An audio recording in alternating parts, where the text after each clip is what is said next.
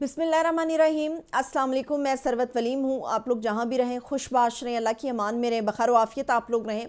एक बहुत बड़ा ऐलान जो कि कल इमरान खान साहब ने अडयाला जेल से किया था, जिसको किसी ने बयान नहीं किया और जिसका बयान होना बड़ा ज़रूरी था, क्योंकि वर्कर इस वक्त लीडरशिप की तरफ नहीं, सिर्फ बानी पीटीआई इमरान खान साहब की तरफ देख रहे हैं कि जो कुर्बानियाँ वर्कर ने दी हैं और जिस तरह से वो डी चौक पहुँचे थे और जो कुछ उनके साथ किया गया, उसके बाद इमरान खान साहब का एक एक लफ्ज़ उनके लिए बड़ा अहमियत का हामिल था।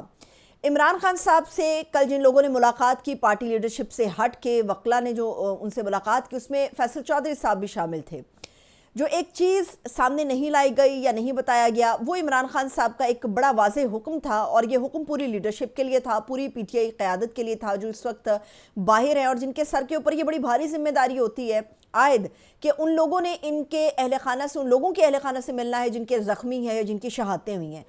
कल इमरान खान साहब ने फैसल चौधरी साहब के ज़रिए ये पैगाम पहुँचाया है कि वो तमाम वर्कर जो कि ज़ख्मी हैं, और ख़ास तौर पे वो हमारे तमाम वर्कर जिनकी शहादतें हुई हैं, ये लाजिम है पूरी पीटीआई लीडरशिप के ऊपर जो इस वक्त बाहर है कि उनके कुंबे की, उनके अहल खाना की जो कफ़ालत का ज़िम्मा है वो इमरान खान साहब उठाएँ और इमरान खान साहब की पार्टी उठाएगी।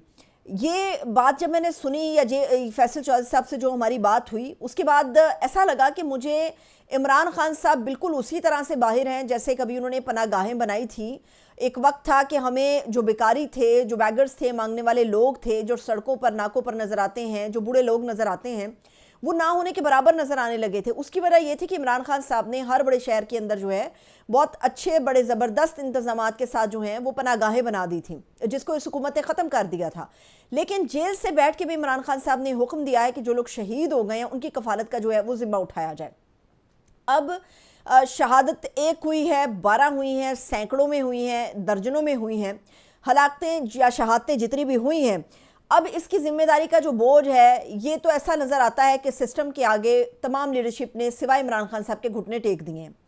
अब ये वर्कर के ऊपर जिम्मेदारी आयद हो गई है कि उन्होंने ख़ुद को भी सच्चा साबित करना है, उन्होंने इमरान खान को भी सच्चा साबित करना है, और ये पैगामात लेकर आने हैं, ये मालूमात लेकर आनी है कि वो तमाम वर्कर जो शहीद हुए हैं उनकी तादाद असल में कितनी है, उनके कवायफ क्या हैं, उनका कहाँ कहाँ से ताल्लुक़ है, और वो तमाम वर्कर्स, इमरान खान साहब के तमाम साथी जो इस वक्त गायब हैं, जो डी चौक पर पहुँचे थे, लापता अफराद की फहरिस्त बनानी है, कवायफ उन्होंने जमा करने हैं, और ये पूरे सबूतों के साथ काम होना चाहिए। पीटीआई की लीडरशिप के हवाले से कि किस तरह से ये शहादतों के ऊपर सिस्टम के साथ हाथ मिलाएंगे या हुकूमत इनको एक डाटा शेयर करेगी, वो ये बयान करेंगे। इस बारे में इमरान रियाज खान ने 2-3 दिन पहले ही बता दिया था कि किसी जगह पर यह वारदात तैयार हो रही है कि एक शहादतों का जो डाटा है वो गवर्नमेंट की तरफ से, सिस्टम की तरफ से प्रोवाइड किया जाएगा पीटीआई की लीडरशिप को जो इस वक्त बाहर है, और ये लोग दस्तबरदार होके फिगर्स के साथ खेलेंगे और बिल्कुल ही महदूद किस्म का फिगर जो है वो सामने लाया जाएगा। उसके अगले ही दिन हमारे सामने ये पूरी वारदात पाकिस्तान तहरीक इंसाफ की लीडरशिप की आ गई। अब ये वर्कर की जिम्मेदारी है कि उन्होंने ये बात सच साबित करनी है कि जिस पॉइंट के ऊपर वो खड़े थे कि उनके लोग उठाए गए हैं, उनके लोग हज़ारों की तादाद में ज़ख्मी हैं, दर्जनों की तादाद में ज़ख्मी हैं, लोगों का रिकॉर्ड गायब किया जा रहा है, शहादतें बेशुमार लोगों की हुई हैं, ये कवायफ उन्होंने जमा करने। अब सवाल ये है कि ये कवायफ जमा कहाँ से और किस तरह से करने हैं। क्या लीडरशिप ये काम करेगी? लीडरशिप तो करने के लिए तैयार है ही नहीं। जो वर्कर है वो अपनी सतह पर ये काम इस तरह से करेगा, बिल्कुल उसी तरह जैसे उन्होंने इलेक्शन के दिन के से पहले बाकायदा मुहिम चलाई। किसी बंदे के पास भी बल्ले का निशान नहीं था, गाजर, मूली, टिंडे, बैंगन, जूते, चिमटे सबसे लेके उन्होंने लोगों के अंदर ये अवेयरनेस पैदा की कि ये हमारा बंदा है, ये पीटीआई का बंदा है, आपने इसको वोट देना है। और लोगों ने तारीख का रुख बदल दिया 8 फरवरी को। ये अलग बात है कि रात को डाका डाल के उसका भी रुख तब्दील हो गया था।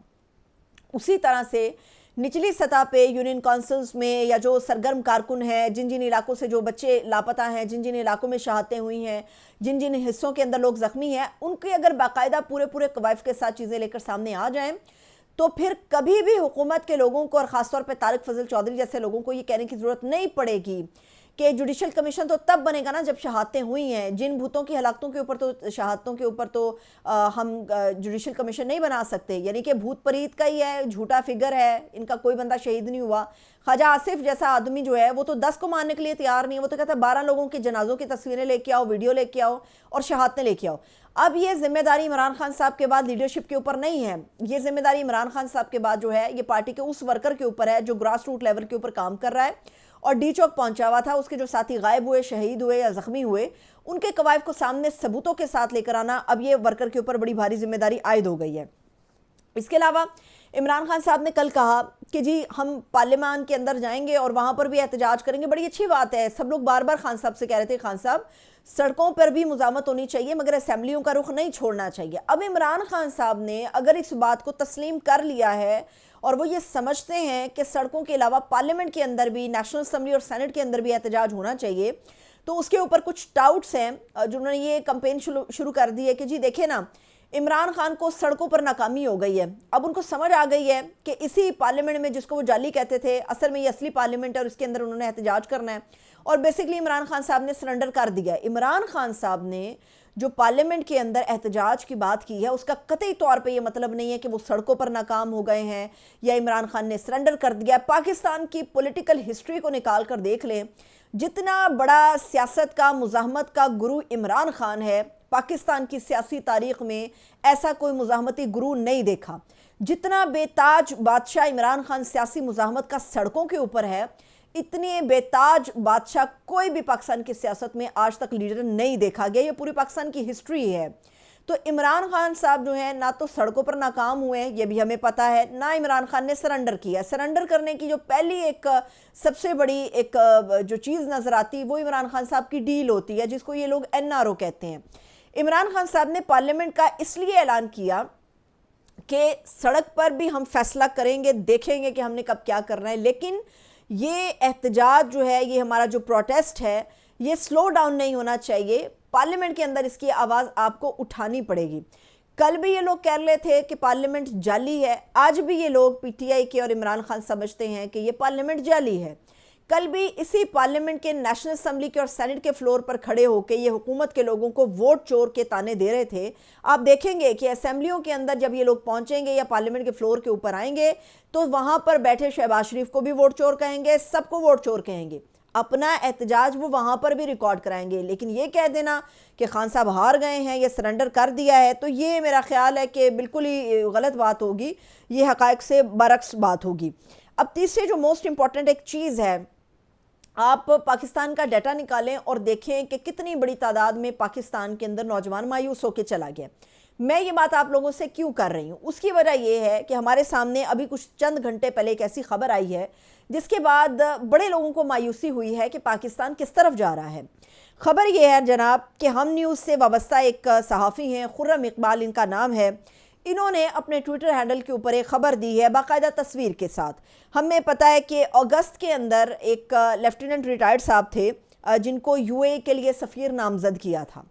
اب جو وہی شخص ہیں لیفٹیننٹ جنرل ریٹائرڈ محمد عامر صاحب, یہ سابق کور کمانڈر گجرانوالہ رہ چکے ہیں, ان کو قطر کے اندر پاکستان کا سفیر نامزد کر دیا. بڑا اچھی بات ہے, شوق سے کریں, لیکن پہلے یہ فیصلہ کر لیں کہ سیاست کے اندر ہمارا رول ہے یا نہیں ہے.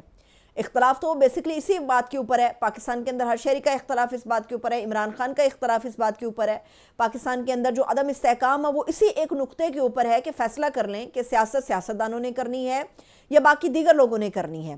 آپ کی ایکسپرٹیز ہیں آرمی کے حوالے سے, آپ کو آرمی کا کوئی ڈیزگنیشن ملنا چاہیے, اور 40 سال اگر خدمت ہو گئی ہے تو میرا نہیں خیال کہ پاکستان میں اتنے انکمپیٹنٹ سیولینز موجود ہیں کہ ان کے لیے کوئی جگہ نہیں بنائی جا سکتی. نوجوان طبقہ مایوس ہو گیا ہے, وہ نہیں رہنا چاہتا پاکستان میں, وہ جانا چاہتا ہے یہاں سے. کیونکہ اس کو نظر آ رہا ہے کہ یہاں پر اس کے لیے کچھ نہیں ہے. جو گھاگ قسم کے لوگ بیٹھے ہیں, چاہے ان کا تعلق کسی بھی ادارے سے ہو, کسی بھی سیاسی جماعت سے ہو, وہ اپنی جگہ نہ چھوڑتے ہیں اور آنے والوں کے لیے جگہ وہ پہلے سے ہی اپنی سیٹ کر دیتے ہیں. سیاست کے اندر ہمیں کہا جاتا ہے جی مداخلت نہیں ہے, لیکن یہ تو سیاسی عہدے ہیں نا, یہ سیاسی عہدے ہیں. اگر سیاست کے اندر مداخلت نہیں ہے تو پھر ان سیاسی عہدوں کے اوپر ریٹائرڈ لوگوں کا کیا کام ہے, یہ کون ہمیں بتائے گا. لیکن پھر ہمیں یہ خیال آتا ہے کہ جس ملک کے اندر ہمارا جمہوری وزیر اعظم شہباز شریف ڈی چوک پہ جو کچھ ہوا, جس طرح سے بھی ہوا, جس نے بھی کیا, اس معاملے کو اگر ہمارا جمہوری وزیر اعظم بیٹھ کے یہ کہتا ہے کہ بڑا زبردست ہماری آرمی نے ان پولیٹیکل کارکنوں کو ہینڈل کیا، تو اس پہ شاباشیں دیں کہ سیاسی لوگوں کو ہینڈل کرنے کے لیے آرمی کی آپ لوگوں نے مدد لی ہے، تو پھر اس سسٹم سے آپ توقع نہیں کر سکتے۔ اس کے لیے، اس سسٹم کے لیے، ان لوگوں کے لیے، ان جماعتوں کے لیے، اس پورے کلچر کے لیے صرف ایک ہی جملہ رہ جاتا ہے کہ پاکستان کے اندر جو اخلاقیات ہے اس کا جنازہ نکل چکا ہے، دیوالیہ پن کی انتہا ہے۔ اور بات اگر آ جائے ہمارے سسٹم کے اوپر، تو ہمارا سسٹم جو ہے وہ بانجھ ہو چکا ہوا ہے، جس کے اندر ایکسپرٹ لوگ پیدا نہیں ہو سکتے، جس کے اندر جمہوریت پنپ نہیں سکتی، جس کے اندر لوگ اپنے رائٹس کے لیے احتجاج نہیں کر سکتے، اور جہاں پر پولیٹیکل ورکر کو ہینڈل کرنے کے لیے ملک کا وزیر اعظم آرمی کو شاباش دیتا ہے کہ بڑا زبردست ہینڈل کیا، تو وہاں پر تو پھر بانجھ پن ہے۔ اور اس وقت پاکستان کا جو سسٹم ہے وہ بانجھ پن کا شکار ہو چکا ہوا ہے۔ اجازت دیجیے، اپنا خیال رکھیے، خدا حافظ۔